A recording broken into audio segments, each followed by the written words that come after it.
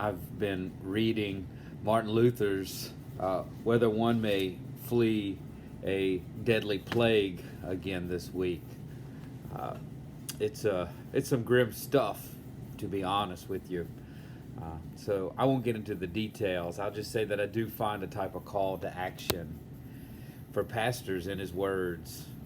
To quote Luther, we have a plain command from Christ. A good shepherd lays down his life for the sheep, but the hireling sees the wolf coming and flees. This is John 10:11. Like I said, grim. Though it does kind of suit my mood right now. I can be pretty critical about the world, partly due to my training as a social scientist and partly because of my being. I just tend to see all that is wrong in society and in institutions. I see systems of injustice. I see structures of exclusion, ongoing inequality, widespread denial of human rights, and on and on. So you could probably imagine how this pandemic and our collective response is affecting me.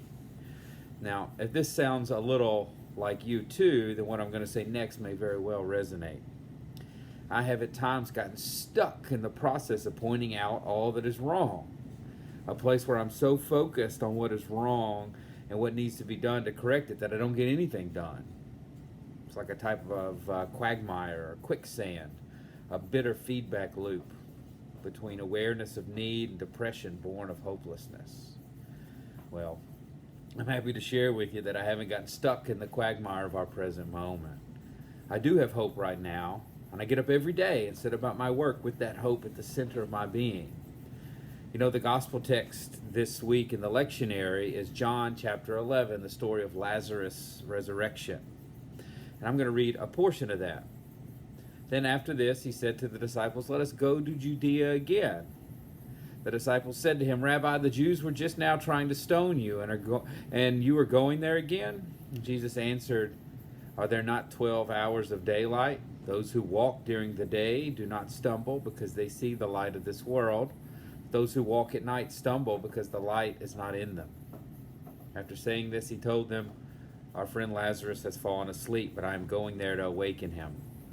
The disciples said to him, "Lord, if he has fallen asleep, he will be all right." Jesus, however, had been speaking about his death, but they thought that he was referring merely to sleep. Then Jesus told them plainly, "Lazarus is dead. For your sake I am glad I was not there, so that you may believe, but let us go to him." Thomas, who was called the twin, said to his fellow disciples, "Let us also go, that we may die with him." Well, Thomas's words actually bring me back to Luther in a weird way. Let us also go, that we may die with him. Now, this is far from a call to give up in despair. We actually see a clear decision to act in the face of danger. Jesus knew what to expect because he'd been there before and decides he's going anyway to save his friend. Now, this doesn't feel naive or reckless. It actually feels calculated and knowing to me. Neither was Luther naive, nor was he reckless. He actually prescribed great hygiene and other advice for those giving care to protect themselves from the plague, at least great advice for his day and time.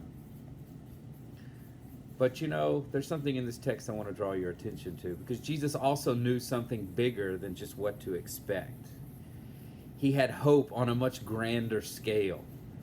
Hope in the long arc of God's grace and work to reconcile God's self with the world. In 11:7, then after this he said to the disciples, "Let us go to Judea again."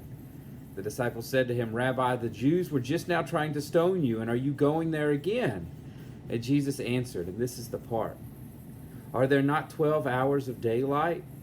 Those who walk during the day do not stumble because they see the light of this world." This is where I find my hope, and the light of God in this world. So I want you to listen to these words from Lisa Sharon Harper. That's at Lisa S. Harper on Insta, for those of you that are following out there, from her book, A Very Good Gospel. She says, "God does not eliminate darkness. Rather, God names it and limits it, puts boundaries on it. The boundary is the light. The darkness is limited by the light. Suffering is not in perpetuity. God's governance is positioned against destruction wickedness and all things that cause misery. And though God does not eliminate the good darkness, God exercises mercy by placing boundaries on it. In God's kingdom, darkness does not overcome. The light always breaks through.